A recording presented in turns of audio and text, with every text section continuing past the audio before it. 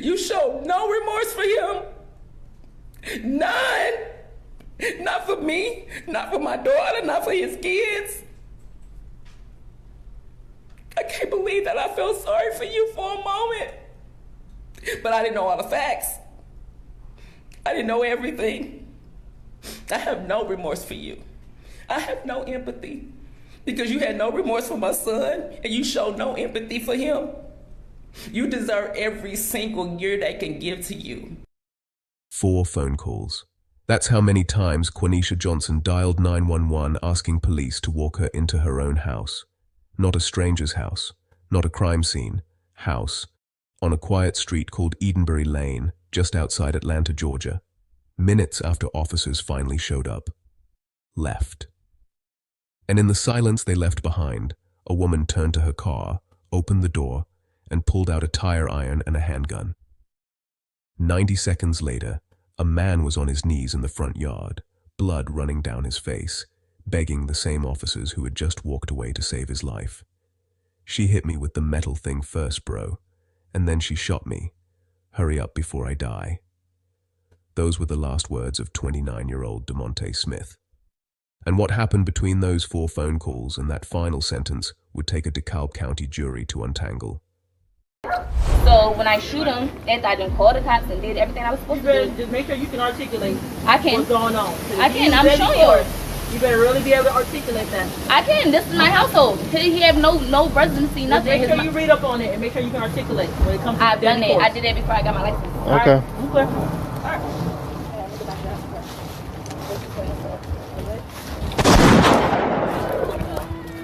Come here, man.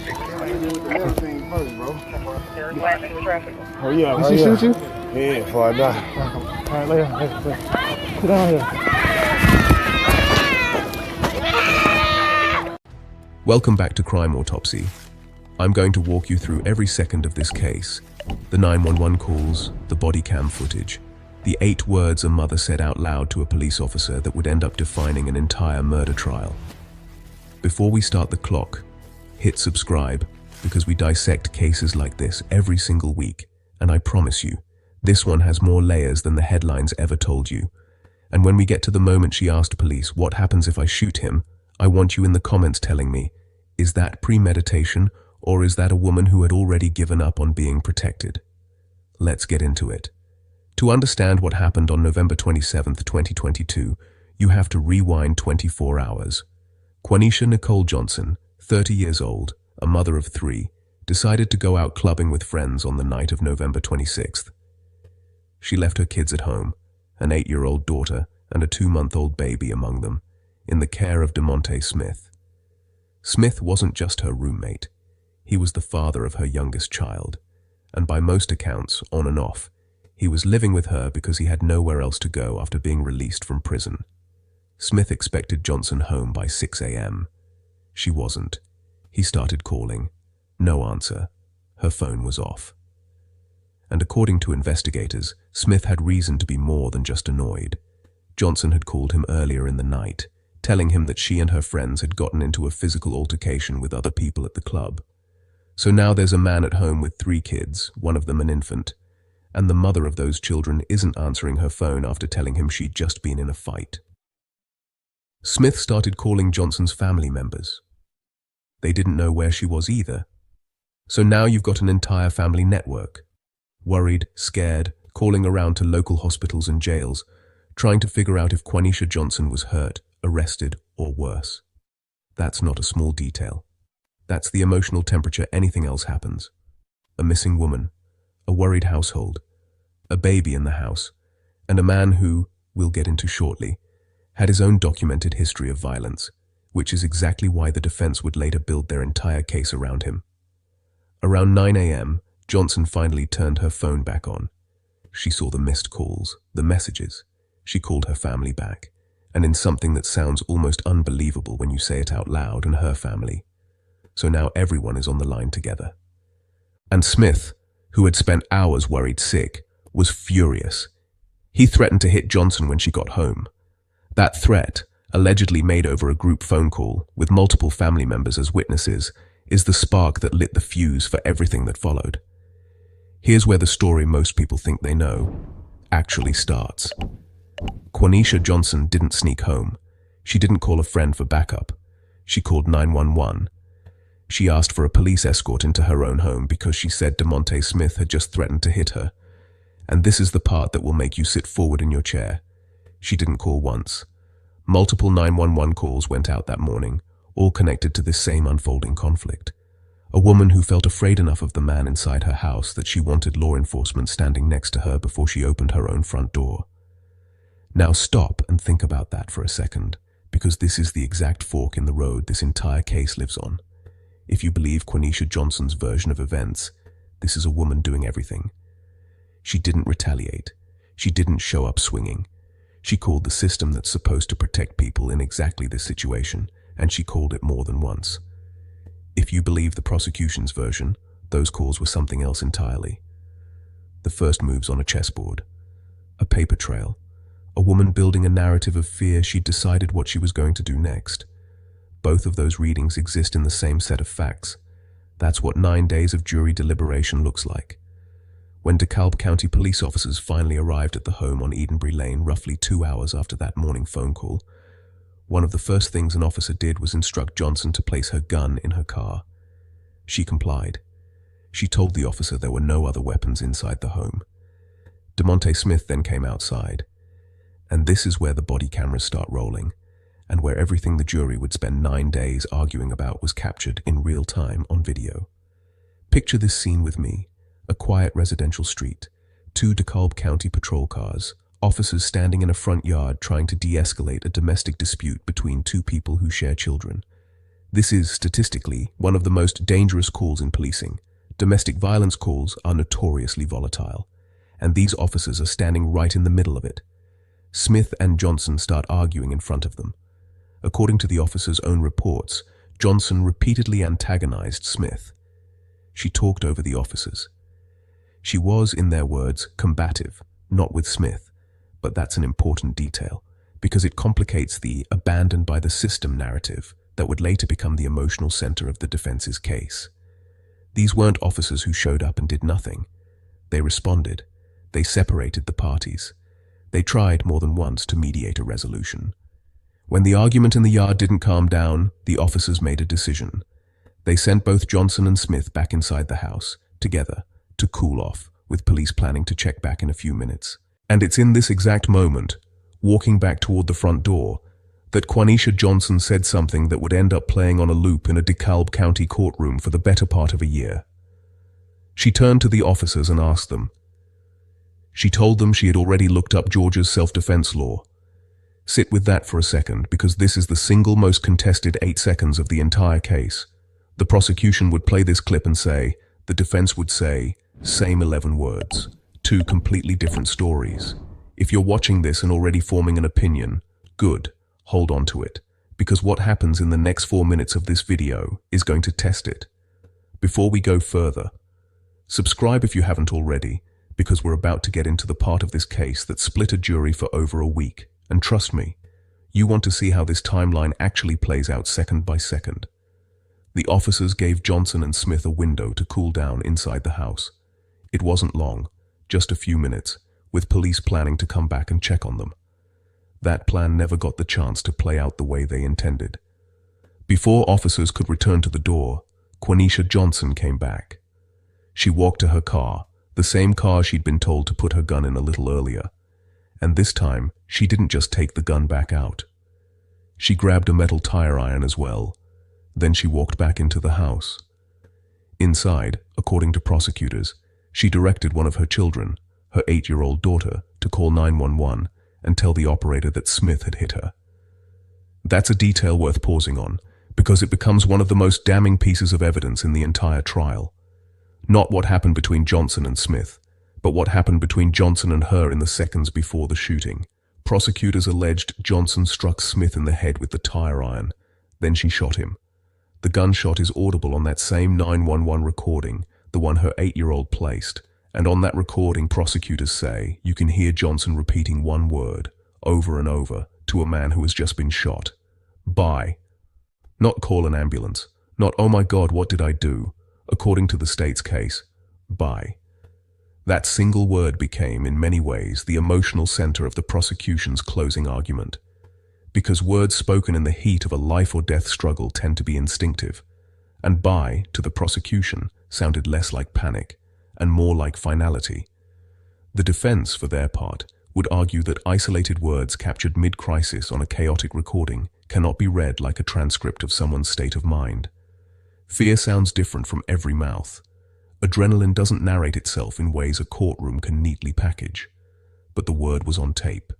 The jury heard it, and they would ask to hear it again. What happened next is the moment that made this case a national story. DeMonte Smith, bleeding, shot, struck in the head, didn't collapse inside the house. He made it back outside. Back to the same officers who, minutes earlier, had walked him and Johnson through that front door to cool down. And their body cameras caught what he said next. "She hit me with the metal thing first, bro, and then she shot me. Hurry up before I die." This is what's known in criminal law as a statement made by someone who believes, correctly or not, that they are about to die. Dying declarations carry unique legal weight, because courts have long reasoned that a person facing death has little motive to lie. DeMonte Smith's dying declaration would become one of the single most replayed pieces of evidence in this entire trial. The jury didn't just hear it once during testimony. During deliberations, they specifically asked to go back and re-watch that body camera footage. Not the argument in the yard, not the 911 calls. The moment a dying man named his own killer, out loud, to police who were still standing feet from the front door. Smith collapsed shortly after. He did not survive.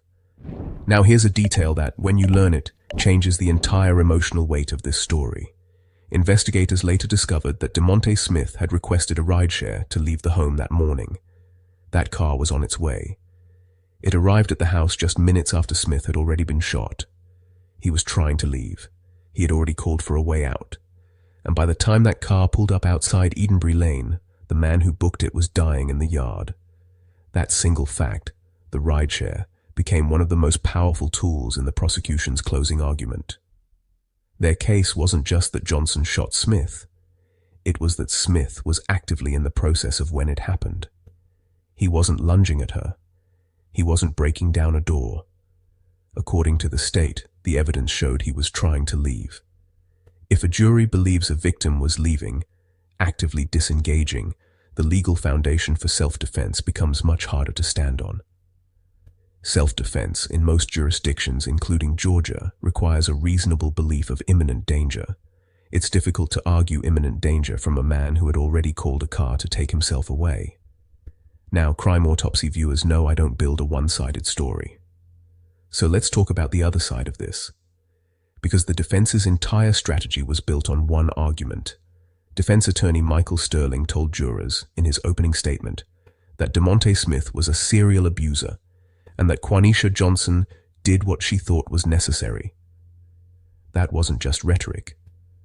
According to reporting on the case, Smith had previously been prosecuted for aggravated stalking, battery, and domestic violence, meaning this wasn't the first time his name had appeared in connection with violence toward women. The defense leaned hard into this history. Johnson herself testified that Smith had threatened and assaulted her in the past, including, she claimed, an incident just 2 weeks before the shooting. She said she had called police that morning specifically because she was scared of him, and that fear wasn't new. It was the continuation of a pattern. 2 of Johnson's aunts took the stand and testified they had personally heard Smith threaten her. One testified she heard it that very morning over the phone. The other said she heard it, once on the call, and again as Smith walked back into the house. This is the foundation the entire defense was built on. A woman with a documented, witnessed history of threats from a man with an actual criminal record for exactly this kind of behavior. A woman who did the right thing by calling police, not once, but 4 times, only to watch them leave her alone in a house with the man she said she feared. Johnson's attorney went further after the verdict, telling reporters that Smith had a history of abuse and had threatened to beat and kill other women before. If that's the full picture, a documented abuser, a fearful woman, a system that responded and then walked away, then this case looks like a tragedy of institutional failure. A woman failed by the exact system built to protect her, forced into a split-second decision that no one should have to make. But prosecutors had an answer for that too, and it's the answer that convicted her. Here is the piece of evidence that the prosecution built their entire closing argument around, and it's the detail that, when you hear it, reframes everything you just heard about fear and self-defense. After Johnson was taken into custody, she was interviewed at DeKalb County Police Headquarters.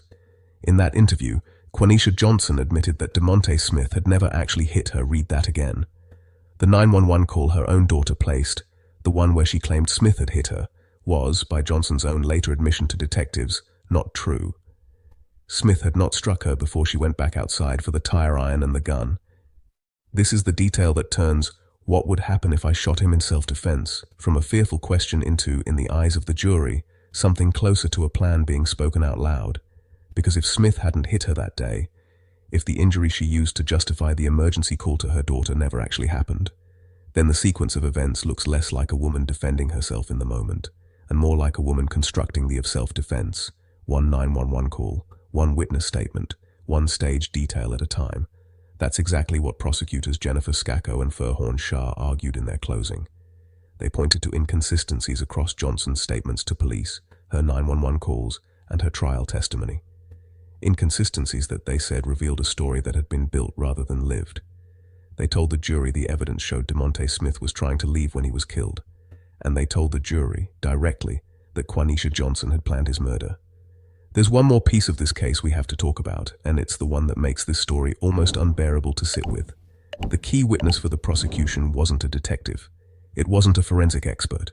It was Quaneesha Johnson's own daughter, 7 or 8 years old at the time, who was in the house when the shooting happened, along with her 2-month-old baby sister. That child testified in open court, and according to reporting from the trial, her testimony on the stand told a different story than what she had originally told police in the immediate aftermath of the shooting. Prosecutors argued that difference wasn't a coincidence. They argued Johnson had coached her daughter. Think about the layers stacked on top of each other here. A small child who watched something no child should ever witness, who was allegedly directed to call 911 and say something that, by her own mother's later admission, wasn't true, and who was then put in front of a jury years later to describe what she saw, with her mother's freedom hanging on every word she said. There is no version of this case where that detail isn't devastating. Whichever side of this story you land on, whether you see Quaneesha Johnson as a survivor push past her breaking point, or a woman who orchestrated a killing and used her own child as part of the cover story, that little girl was in that house. She heard the gunshot. She may have watched her father figure die, and then she had to sit in a courtroom and talk about it. That's not a detail true crime channels always slow down for. But we're going to, because it matters. If this case is hitting you as hard as it's hitting me right now, drop a comment below.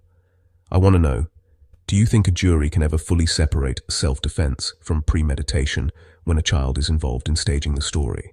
Because that's the exact question DeKalb County jurors were locked in a room wrestling with. The trial itself became a media event in Georgia, broadcast in large part by Court TV under the title GA vs. Quaneesha Johnson, Self-Defense or Murder Trial. Jurors sat through opening statements from both sides, the state laying out a timeline of staged self-defense, the defense laying out a timeline of institutional abandonment. They heard the 911 calls. They watched the body camera footage, not once, but multiple times, specifically requesting to re-watch both Johnson's interviews with police and Smith's dying declaration during their deliberations. That request alone tells you where the jury's minds were circling, back and forth between the woman's own words and the dying man's. After extensive deliberation, reports describe a lengthy, difficult process that some accounts place at roughly 4 hours of final deliberation after days of proceedings, with jury tension stretching across the broader length of the trial. The jury reached a verdict that satisfied absolutely no one completely. Quaneesha Johnson was found not guilty of malice murder, the charge that would have required the jury to believe she killed Smith with deliberate, unlawful intent and without any legal justification. But she was found guilty of voluntary manslaughter, 2 counts of aggravated assault, family violence, 2 counts of cruelty to children, 3rd-degree possession of a firearm during the commission of a felony voluntary manslaughter, under Georgia law, essentially represents a middle ground. The jury believed a killing occurred and that it wasn't the cold, calculated act of malice murder, but it also wasn't a lawful act of pure self-defense. It's the legal system's way of saying something happened here that isn't innocent, but isn't the worst version of guilty either. That mixed verdict is the entire soul of this case in one sentence. The jury didn't buy that Quaneesha Johnson set out that morning to execute DeMonte Smith in cold blood, but they also didn't buy that she was a woman with no other choice, defending her life in a single justified instant. They landed somewhere in between, and that in between is exactly where 9 days of arguing, replaying footage, and wrestling with a dying man's last words will take 12 ordinary people. At sentencing, prosecutors asked DeKalb County Superior Court Judge Shondiana Morris to send a message. He says, when the cops leave, I'm going to beat your ass. Yes. And do you inform the cops of what he's just said? Immediately. And what do they do? What's their response?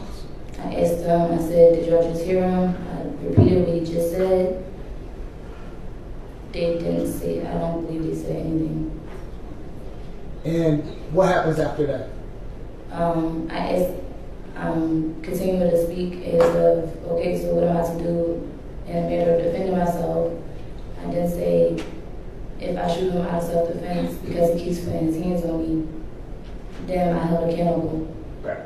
And while you're standing there, he goes inside and you say, huh? What was that? And then you turn around and say, he just said he's going to beat my ass when y'all leave, or something like that. Is that fair? That's correct. Okay.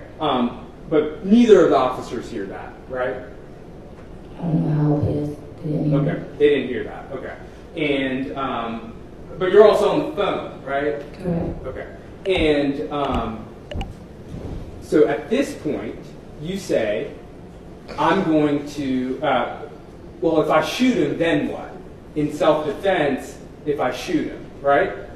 I did say, after they tell me that they didn't hear anything, or if I repeat what he said and I get no response, I say, so if I shoot him in my residency for self-defense from him putting his hands on me, am I going to be held accountable? Tell me what was going through your mind at that moment. I knew he was going to be beat. Why did you feel that you had to defend yourself? I couldn't beat him. I mean, I knew he was going to hurt me. I called the cops left. I knew he was mad about that. I knew he was mad about me being out. He said he was going to beat me. He's done it before. And at that moment, you just pulled your gun out. I did.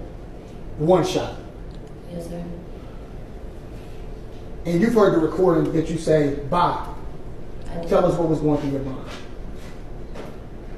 At that point, I can't even tell you, honestly. I just know I shot and it was just like, I know, I don't know. But I just know that I had to defend myself. So how did you know what the self-defense law was? I know what the stand your ground law is. Okay, so you looked it up independently.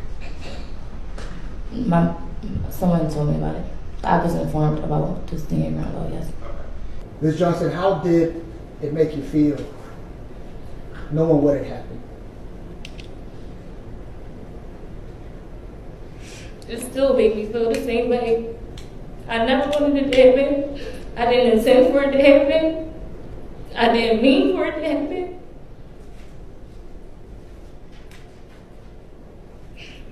But in that moment, you felt like you had to defend yourself. I did. No further questions, Your Honor. Judge, may we take a break? For Ms. They requested 25 years in prison, with 5 more on probation, citing what they called the brutal nature of the crime. A woman who struck a man in the head with a tire iron, shot him, and then, according to the state, repeatedly said, "Bye," as he lay dying. The judge didn't go anywhere close to that number. Johnson was sentenced to 20 years total, but only 10 of those years involved actual confinement, and even that was split. 5 years in prison and 5 years under house arrest, followed by 10 years of probation. For a case that began with a fatal shooting captured almost entirely on police body cameras, that sentence struck many observers as remarkably lenient. And Judge Morris's own words at sentencing revealed exactly why. She told Quaneesha Johnson directly, "At some point you will return home, but DeMonte Smith will not." It's a haunting line, and it cuts both ways depending on how you read it. It's an acknowledgement of finality, that no sentence, however long, brings back the man who died in that front yard. But some interpreted the judge's comparatively lenient sentence, paired with that statement, as an implicit acknowledgement that the system, the same officers who left the house, the same emergency line Johnson called 4 times, carried some responsibility for how that morning ended. The judge went further, agreeing, in the eyes of many following the case, that police had not done enough to protect either Johnson or Smith that day. Multiple family members spoke during the sentencing hearing, asking the court for leniency on Johnson's behalf. And in a move defense attorney Michael Sterling described as something you don't see happen a lot, Judge Morris granted Johnson an appeal bond over the state's objection, allowing her to remain free, out of custody, while her conviction is appealed. As if this case needed another twist, it got one during jury deliberations. Defense attorney Michael Sterling told the court that the defense had wanted to call a new potential witness, someone who had surfaced publicly on Instagram Live during the trial. But according to Sterling, that witness ultimately decided not to testify after meeting with members of the victim's family. Sterling raised this as a potential act of witness tampering, and he later said this allegation may have influenced the judge's decision to release Johnson on an appeal bond after sentencing. Following the verdict, Sterling was blunt in his assessment of what comes next, telling reporters the defense believed there were critical issues in the trial that made a motion for a new trial and a subsequent appeal likely to succeed. The plan, he said, was to pursue the motion for a new trial first, and only file a formal appeal depending on how that motion was resolved. As of now, Quaneesha Johnson remains out of custody on that appeal bond while the legal process continues, meaning the final chapter of this case, legally speaking, may not actually be written yet. After sentencing, Quaneesha Johnson spoke publicly, telling reporters she was remorseful, but also that there was nothing she felt she could have done differently that night. That's a striking statement to sit with, because it captures the exact tension that defined her entire trial. Remorse for the outcome. No admission, even after conviction, that another path existed. Is that the voice of someone who genuinely believes, to this day, that she had no other choice, trapped by a system that called itself away from her front door at the worst possible moment? Or is it the voice of someone still holding onto the narrative she built that morning, the same narrative prosecutors say started with a 911 call about a hit that never happened? So here's where we land. A woman calls police 4 times, asking for protection in her own home. Officers respond, try to mediate, and step back to give the couple room to cool down. In that window, she asks a question out loud. What happens if she shoots him in self-defense? A question she says came from fear, and prosecutors say came from a plan already forming. Minutes later, a man is dead. A dying declaration names his killer on police body cameras. A rideshare he called for himself arrives too late, and a child is left in the middle of all of it, coached, prosecutors say, to make a call that wasn't true. 9 days. That's how long it took a jury to look at all of that and land on a verdict that convicted her of manslaughter, not murder. Guilty, but not in the way the state wanted, and not innocent in the way the defense argued for. Was Quaneesha Johnson a woman abandoned by every system meant to protect her? Police who walked away, a partner with a documented history of violence, a moment of fear that spiraled past the point of return?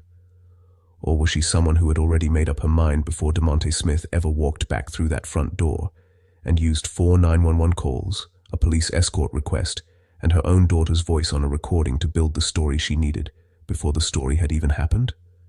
That's the question this jury spent 9 days on. And it's the same question I want you to answer in the comments right now. If you think this case deserved a self-defense acquittal, tell me why, and tell me what you make of that confession that Smith never actually hit her that day. If you think this was premeditated from the first 911 call, tell me what you make of Smith's own documented history and whether 4 calls for police protection can ever really be the opening move of a murder plan. Either way, this is exactly the kind of case Crime Autopsy exists to dissect. Not the headline, not the 15-second clip, the whole timeline, second by second, until you understand not just what happened, but why 12 people couldn't agree on it for 9 straight days. If you made it this far, you already know what to do. Subscribe so you don't miss the next case. Drop your verdict in the comments, and I'll see you in the next autopsy.